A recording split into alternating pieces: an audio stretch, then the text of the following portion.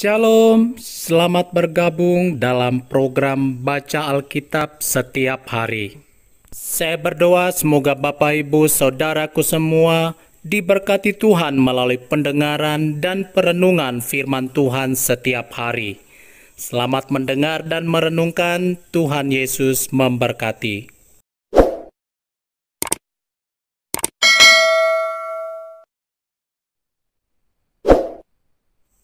Yehezkiel pasal 3. Firman-Nya kepadaku, hai anak manusia, makanlah apa yang engkau lihat di sini. Makanlah gulungan kitab ini dan pergilah, berbicaralah kepada kaum Israel. Maka kubukalah mulutku dan diberikannya gulungan kitab itu kumakan. Lalu firman-Nya kepadaku, hai anak manusia, makanlah gulungan kitab yang kuberikan ini kepadamu, dan isilah perutmu dengan itu. Lalu aku memakannya, dan rasanya manis seperti madu dalam mulutku. Firman-Nya kepadaku, hai anak manusia, mari, pergilah dan temuilah kaum Israel, dan sampaikanlah perkataan-perkataanku kepada mereka. Sebab engkau tidak diutus kepada suatu bangsa yang berbahasa asing dan yang berat lidah, tetapi kepada kaum Israel.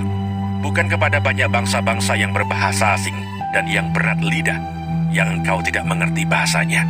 Sekiranya aku mengutus engkau kepada bangsa yang demikian, mereka akan mendengarkan engkau. Akan tetapi kaum Israel tidak mau mendengarkan engkau, sebab mereka tidak mau mendengarkan aku, karena seluruh kaum Israel berkepala batu dan bertegar hati.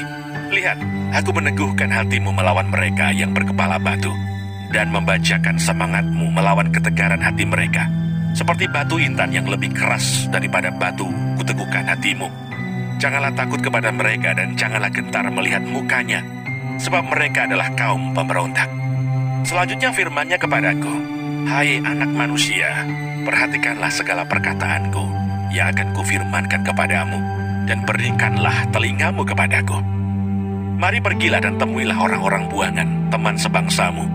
Berbicaralah kepada mereka dan katakanlah, beginilah firman Tuhan Allah, baik mereka mau mendengarkan atau tidak. Maka roh itu mengangkat aku dan aku mendengar di belakangku suatu suara gemuruh yang besar, tatkala kemuliaan Allah naik ke atas dari tempatnya, yakni suara dari sayap-sayap makhluk-makhluk hidup yang menggesek satu sama lain. Dan di samping suara itu, gemertak dari roda-roda, suatu suara gemuruh yang besar. Dan roh itu mengangkat dan membawa aku, dan aku pergi dengan hati panas dan dengan perasaan pahit, karena kekuasaan Tuhan memaksa aku dengan sangat. Demikianlah aku datang kepada orang-orang buangan yang tinggal di tepi sungai Kebar di Tel Abib, dan di sana aku duduk tertegun di tengah-tengah mereka selama 7 hari. Yehezkiel dipanggil menjadi penjaga Israel. Sesudah 7 hari datanglah firman Tuhan kepadaku, hai anak manusia, aku telah menetapkan engkau menjadi penjaga kaum Israel. Bila mana engkau mendengarkan sesuatu firman daripadaku, peringatkanlah mereka atas namaku. Kalau aku berfirman kepada orang jahat, engkau pasti dihukum mati, dan engkau tidak memperingatkan dia atau tidak berkata apa-apa untuk memperingatkan orang jahat itu dari hidupnya yang jahat, supaya ia tetap hidup, orang jahat itu akan mati dalam kesalahannya.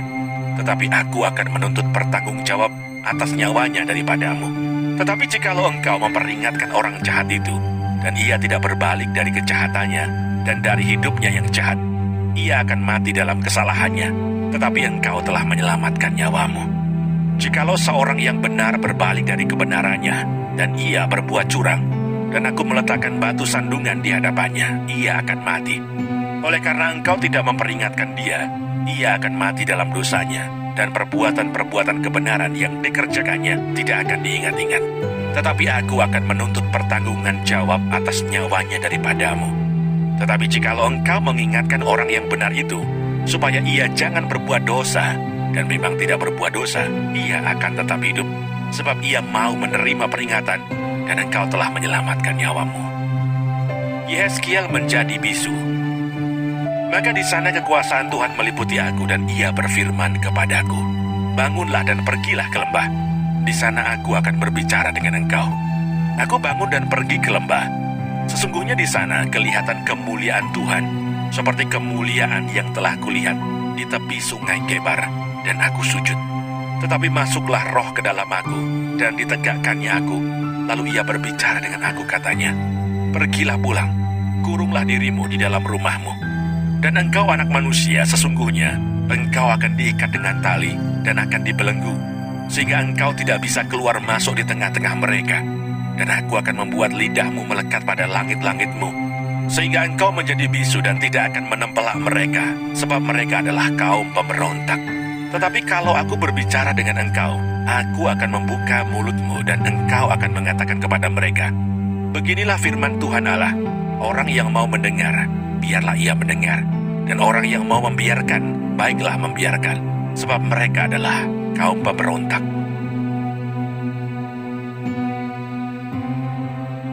Yehezkiel pasal 4. Lambang pengepungan kota Yerusalem. Engkau anak manusia, ambillah sebuah batu bata, letakkan di hadapanmu dan ukirlah di atasnya sebuah kota, yaitu Yerusalem. Ukirlah kota itu dalam keadaan terkepung, dirikan sebuah benteng pengepungan, timbun pula tanah menjadi tembok pengepungan, tempatkan perkemahan tentara, dan susun alat-alat mendobrak sekeliling kota itu. Lalu ambillah sebidang besi, dan dirikanlah itu di antaramu, dengan kota itu menjadi dinding besi. Kemudian tunjukkanlah wajahmu ke arah kota itu, sehingga kota itu dalam keadaan terkepung, dan engkaulah yang mengebung dia. Inilah menjadi lambang bagi kaum Israel.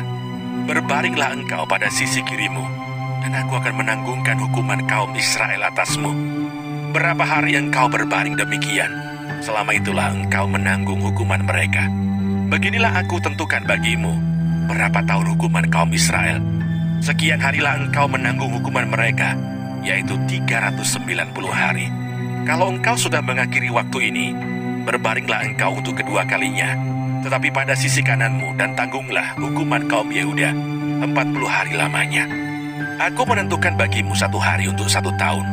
Tujukanlah wajahmu kepada pengepungan Yerusalem, dan kepalkanlah tinjumu kepadanya, dan bernubuatlah melawan kota itu.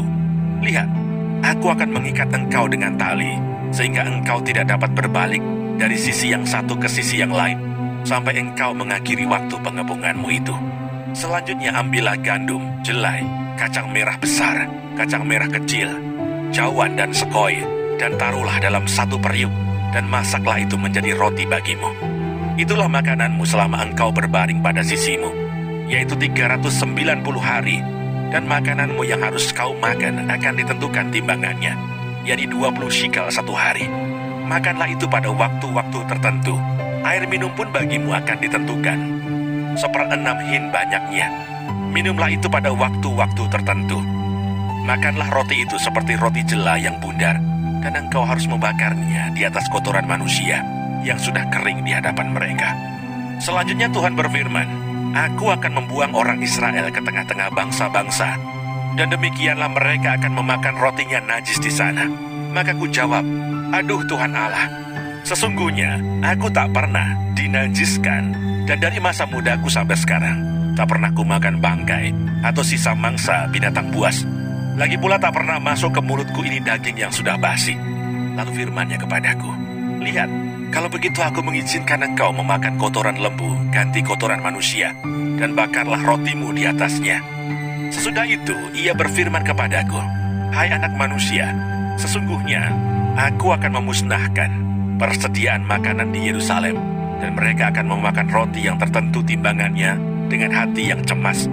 Juga mereka akan meminum air dalam ukuran terbatas dengan hati yang gundah gulana, dengan maksud supaya mereka kekurangan makanan dan minuman, dan mereka semuanya menjadi gundah gulana, sehingga mereka hancur di dalam hukumannya.